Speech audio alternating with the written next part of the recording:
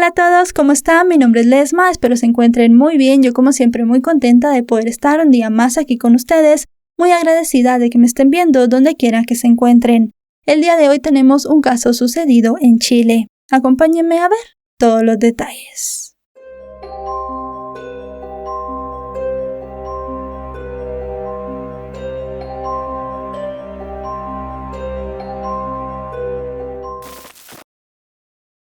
Julio Pérez Silva nació el 15 de julio de 1963 en Puchuncaví, una comuna costera de 18.000 habitantes y 300 kilómetros cuadrados ubicada en la región de Valparaíso, en Chile.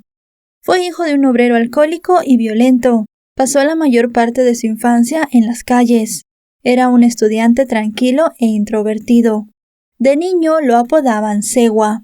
Con ese nombre se conoce a un personaje espectral de leyendas mexicanas y centroamericanas, que se materializa por las noches en caminos solitarios, solicitando ayuda para que le lleven a algún pueblo cercano.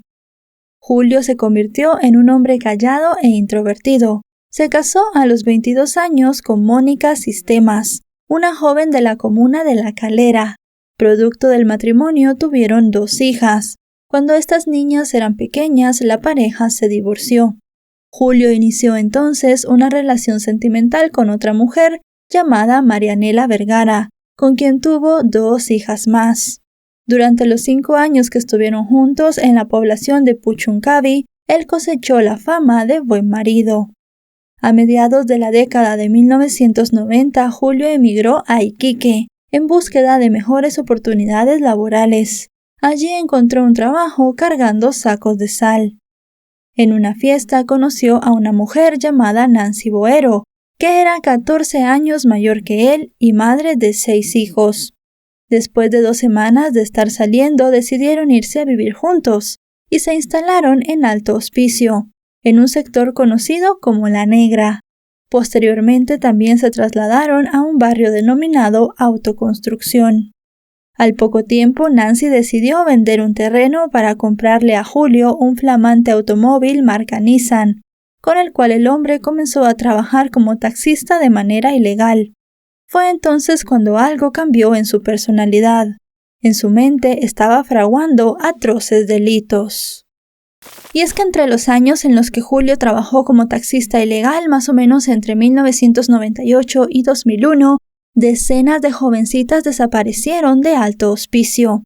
Familiares y amigos denunciaron todas las desapariciones a la policía y le rogaron a los agentes de la ley que comenzaran a buscarlas. Pero los uniformados decidían que los casos no merecían mucha atención.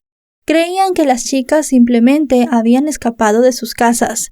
Eran jovencitas que vivían en la pobreza, y para ellos lo más lógico era que se quisieran ir de sus hogares, se fueran a otros lugares de Chile en busca de un mejor futuro y luego se olvidaran de sus familias. Eso sí, muchos familiares siguieron buscando a estas jóvenes, pero no tuvieron ayuda de las autoridades. El terror para las adolescentes comenzó el 17 de septiembre de 1998. Ese día Julio recogió en su auto a Graciela Montserrat Saravia, una chica de 17 años. Le ofreció dinero a cambio de algunos favores sexuales. La chica aceptó, pero según Julio, ella en realidad quería robarle. Cuando él se dio cuenta de esto, la sacó del auto, la bajó a la playa y la golpeó con una piedra hasta matarla. Abandonó el cuerpo de la chica allí mismo, sin darse cuenta de que unos pescadores lo habían visto estacionar su vehículo. También dejó caer en la arena una medalla con el símbolo del equipo de fútbol de la U, que le había regalado su mujer Nancy. Cuando la policía hizo la inspección ocular y también el levantamiento del cuerpo de la joven, encontraron la medalla, pero no le pusieron mucha atención. Después, el 24 de noviembre de 1999, a más de un año de su primer asesinato, Julio decidió cometer un nuevo crimen, pero esta vez se aseguró de ser más cuidadoso y no exponerse tanto. Mientras conducía buscando pasaje por Alto Hospicio, le ofreció a Macarena Sánchez, de 13 años, llevarla en su auto hasta el colegio. Ella aceptó, y cuando se subió al vehículo, el hombre la amenazó con un cuchillo. La llevó hasta un sitio desierto donde abusó de ella. Posteriormente le amarró las manos, y la arrojó al interior de un pique en el asentamiento minero de Huantajaya. Según determinaron las autoridades tiempo después, Macarena no solamente estaba viva cuando esto sucedió, sino que además tenía conciencia cuando cayó en lo profundo del foso.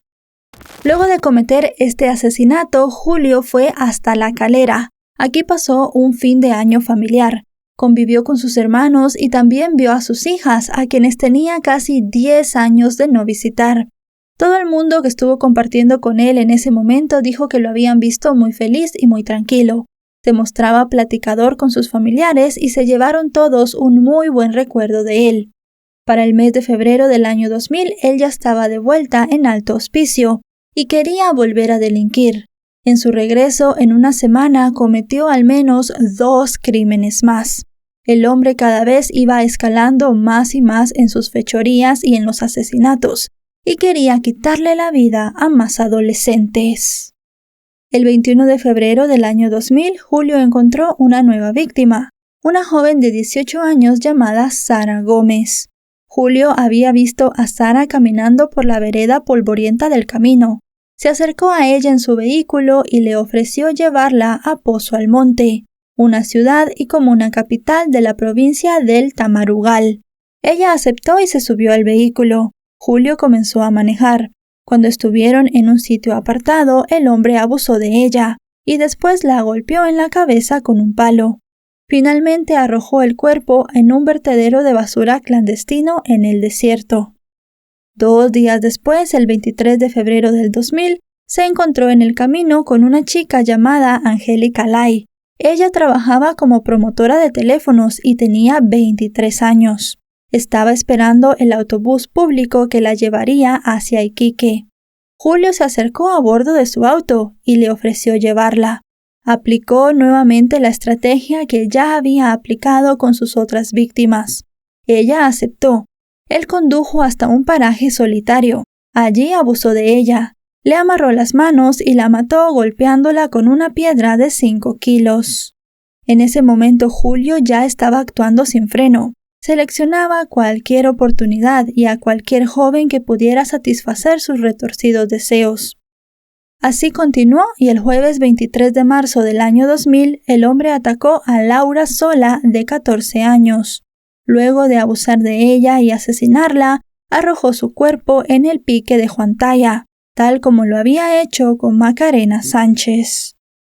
Unos días después continuó sus andanzas y el 5 de abril del año 2000 violó y asesinó a Catherine Arce, de 16 años. Le quitó la vida golpeando su cabeza con una pesada piedra. Luego enterró su cuerpo en un vertedero de basura clandestino. Para su siguiente asesinato dejó pasar un poco más de un mes, y el 22 de mayo abordó a Patricia Palma, de 17 años. Ella caminaba desde su centro educativo hasta su casa. Tal como hizo con las otras chicas, le dijo que subiera al automóvil, abusó de ella y la asesinó, y luego arrojó su cuerpo en un pique. Para ese momento en Alto Hospicio ya reinaba el horror. Las jovencitas no querían salir a caminar solas, no querían tampoco acercarse a ningún extraño porque tenían mucho miedo. Los familiares y amigos de las jóvenes que no aparecían seguían presionando a la policía. Le rogaban que iniciaran las investigaciones. La mayoría de las chicas desaparecidas estaba estudiando o trabajando cuando se dejó de saber de ellas, por lo cual para las personas era prácticamente imposible que quisieran huir. Tal vez si hubiesen estado desempleadas o no hubiesen estado estudiando, para ellos esta hipótesis hubiese sido más factible, pero la verdad nadie veía por qué las chicas se hubiesen querido ir, si tenían una vida más o menos regular con sus familias. Pero la policía no hacía caso. No querían saber nada de las jovencitas desaparecidas, y la investigación estaba prácticamente congelada. Con esto Julio tenía mucho a su favor. Podía delinquir a sus anchas porque a las autoridades estas niñas no les importaban para nada. Además de eso, los lugares donde había dejado los cuerpos eran prácticamente inaccesibles. Casi nadie visitaba estos sitios, así que él sentía que podía hacer lo que quería y que nadie lo atraparía. Realmente se sentía un ambiente de mucha impunidad. Se sentía también que las autoridades estaban tratando a estas jovencitas como ciudadanas de segunda, simplemente porque venían de entornos donde había pobreza. Julio volvió a delinquir el 2 de junio del año 2000, cuando abusó y asesinó a Macarena Montesinos, de 16 años. Con ella aplicó el mismo modus operandi que ya le había resultado exitoso con anterioridad. La subió a su vehículo y la mató golpeándola con una piedra muy pesada. Con la misma mala suerte corrió un mes después, el 2 de julio del 2000, una jovencita de 15 años llamada Viviana Garay. Ella fue interceptada por el criminal, abusada y de nuevo asesinada de un golpe en la cabeza. El padre de Viviana, llamado Orlando Garay, movió cielo y tierra para dar con el paradero de su hija, e impulsó también a los otros familiares de las otras víctimas a hacer lo mismo. A partir de ese momento, el misterio de las desapariciones de las jóvenes en Alto Hospicio comenzó a generar un gran interés en todo Chile, por lo cual los medios de comunicación locales y nacionales dirigieron su atención a estos sucesos. Con el paso de los días, las desapariciones de tantas jóvenes alcanzaron cobertura nacional. Sin embargo, a nivel local, las autoridades fueron realmente indolentes.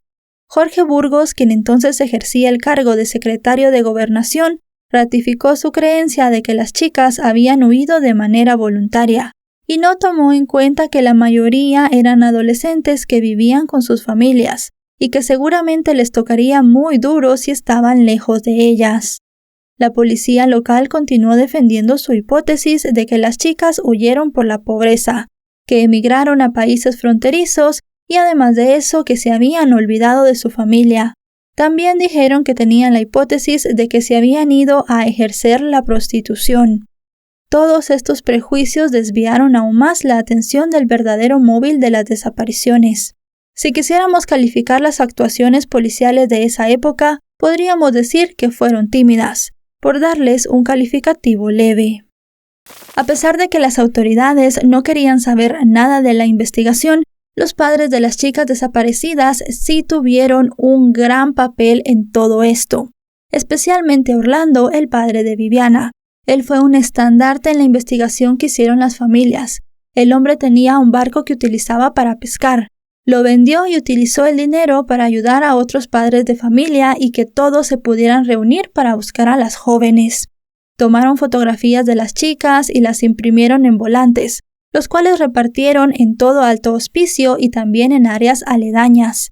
Incluso estos padres de familia hicieron búsquedas por su propia cuenta, en lugares alejados, lugares que sus hijas frecuentaban y también en sitios donde supuestamente las habían visto.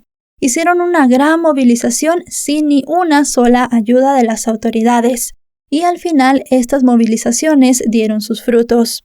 Primero se encontraron prendas de vestir y el bolso de Viviana. Luego de Catherine se encontró su mochila y su uniforme, y de Patricia se encontró la ropa interior. Al final las familias estaban teniendo una luz en el camino, y podían comenzar a pensar lo que había pasado con las jovencitas. Eso sí, estas cosas se encontraron en lugares a los cuales era muy difícil de acceder. Cuando encontraron estas prendas, los padres fueron a los medios de comunicación y se comenzó a armar un revuelo.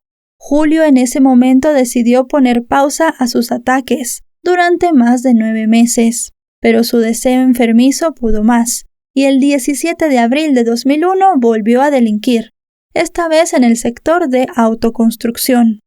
En una noche oscura interceptó a una joven de 16 años identificada como Maritza, después de que la chica descendiera de un microbús. La amenazó con un cuchillo y logró abusar de ella, pero la joven pudo escapar y regresó a su casa, donde le relató a su familia todo lo que pasó.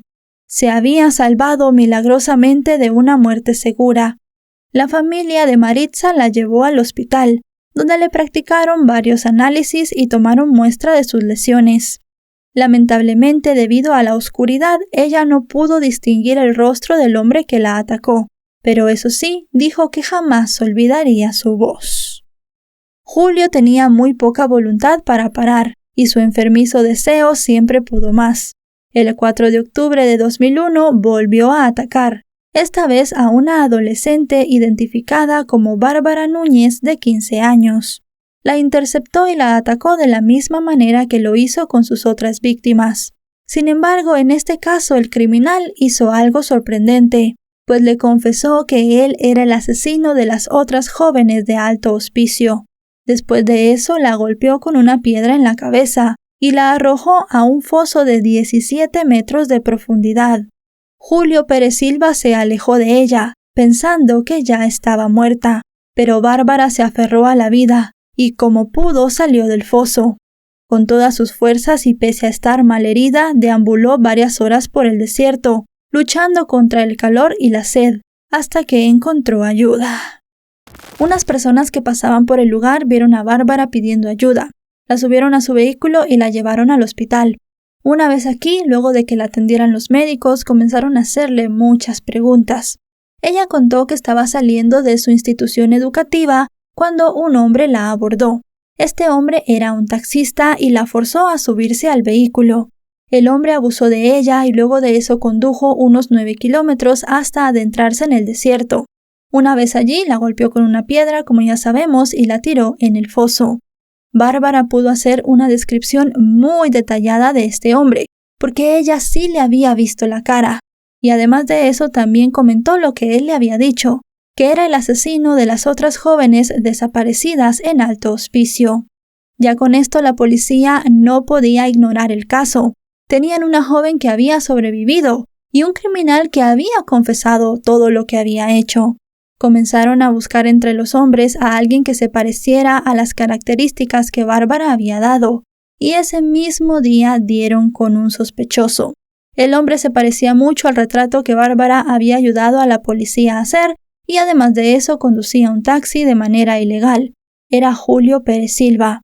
En un primer momento él negó completamente ser el autor de los terribles hechos, pero la policía decidió enfrentarlo cara a cara con Bárbara, y en ese momento él aceptó que en efecto él había atacado a la adolescente, y que además de eso también había asesinado a muchas más. Tras su detención, Julio confesó haber actuado solo y aseguró que no sufría de demencia. Reconoció su modus operandi, se aprovechaba de su trabajo como taxista, interceptaba a las adolescentes, les ofrecía transporte gratis, luego abusaba de ellas y las asesinaba. El hombre terminó informando a la policía de todo lo necesario para localizar los cuerpos de las demás víctimas. Cuando se le preguntó por qué había matado a las jóvenes, Julio solo dijo que no sabía.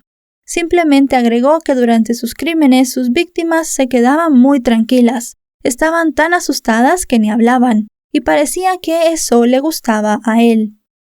Además de los asesinatos y la violación y el ataque a Bárbara, Julio también fue señalado por la violación de Maritza, la jovencita que atacó en abril de 2001, y quien reconoció plenamente su voz.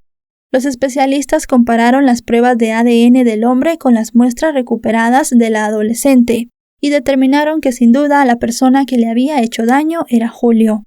Finalmente, el 26 de febrero de 2004, el hombre de 40 años fue condenado a cadena perpetua sin posibilidades de libertad condicional por el asesinato de 11 adolescentes y 3 mujeres adultas, además de la tentativa de homicidio de otras 2 chicas. Actualmente se encuentra recluido en la cárcel de alta seguridad Colina 1 en Santiago de Chile. En el país sudamericano, la pena de muerte fue derogada durante el gobierno de Eduardo Frei Ruiz, entre 1994 y el año 2000. Según las investigaciones, Julio le quitó la vida a 14 chicas. Ellas fueron asesinadas entre el 12 de septiembre de 1998 y el 23 de agosto de 2001. Sus víctimas fueron las siguientes: Macarena Sánchez, de 14 años, Laura Sola e Ivonne Carrillo, de 15, Viviana Grey, Catalina Arce, Macarena Montesino, Daisy Castro y Ornella Linares, de 16 años, Patricia Palma, de 17, Sara Gómez y Graciela Sarabia, de 18, Angélica Lai, de 24, Gisela Melgarejo, de 36 y Angélica Palape, de 45. Sobrevivieron Maritza, de 16 años, y Bárbara, de 15. Los nombres de otras 5 mujeres desaparecidas en la zona de Alto Hospicio entre abril de 1999 y agosto de 2001 surgieron en la investigación. Sin embargo, Julio aseguró no saber nada de ellas. En Alto Hospicio se levantó un memorial en honor a las víctimas de Julio, mientras sus familiares han intentado superar el trauma ocasionado por sus atroces muertes. Según comentaron, se trata de un dolor muy difícil de sanar.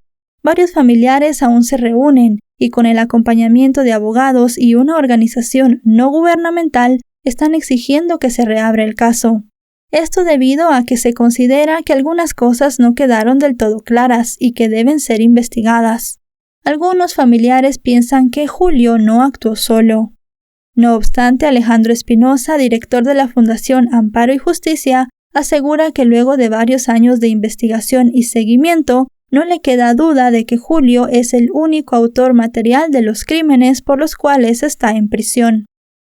Actualmente Julio es monitoreado 24 horas al día y ha sido sometido a un control de sueño, luego de que en una ocasión, en 2004, intentara suicidarse en su celda, ahorcándose con un cordón de zapato. El hombre fue trasladado a Santiago debido a que los reos de las cárceles de Arica e Iquique, algunos de los cuales eran familiares y amigos de las víctimas, lo estaban amenazando. Lo sentenciaron a muerte por sus atroces crímenes, y la policía no quería que sucediera una matanza en la prisión. Y bueno, chicos y chicas, hasta aquí el video de hoy. Un asesino en serie que mantuvo en vilo a todo un país, a toda un área. Y realmente creo que aquí, más allá de destacar los atroces crímenes de Julio Pérez Silva, que ya sabemos fueron horribles, también creo que se tiene que hablar de la actuación policial. Unos policías, unos investigadores, personas que supuestamente tienen que servir a los ciudadanos y a la patria, que decidieron tratar a estas niñas como ciudadanas de segunda, que decidieron pensar que simplemente porque eran chicas de escasos recursos, pues se habían ido a otros países y que se habían olvidado de sus familias, o que estaban ejerciendo la prostitución y por eso no querían volver a ver a sus padres. Realmente es lamentable, no se sabe cuántas vidas se hubieran podido salvar si las autoridades hubieran investigado desde un inicio las desapariciones de estas jovencitas, si hubieran puesto más atención en todo el tema. Y no sabemos tampoco qué hubiese pasado si Bárbara no hubiese sobrevivido. ¿Cuántas víctimas más no hubiese cobrado Julio con su modus operandi y con el hecho de que las autoridades estaban haciendo oídos sordos a las quejas de los familiares? Bastante lamentable realmente. Si este video les ha parecido informativo, recuerden dejarle un me gusta, recuerden suscribirse si no lo están. Actualizo 3 o 4 veces por semana y si están suscritos les llegará una notificación cada vez que yo suba un video. Me pueden encontrar en otras redes sociales, aparezco como LesmaVR en Facebook, Twitter, Instagram y TikTok. Ahora sí, nos vemos hasta otro caso. Adiós.